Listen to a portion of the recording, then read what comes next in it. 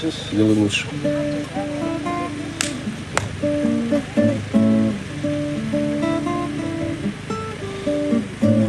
Для того, чтобы разжечь костер, недостаточно вынуть спички.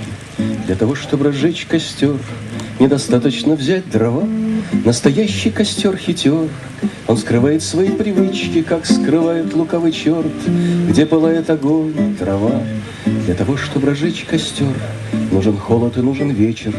Это значит, что нужен тот, кому холодно и темно. И костер продолжает спор. Там, где больше спасаться нечем, но кто его разожжет, это, в общем-то, все равно. Можно путать материки с умножением, путать деление. Жизнь веселый большой лицей все позволит исправить, но всем алхимикам вопреки.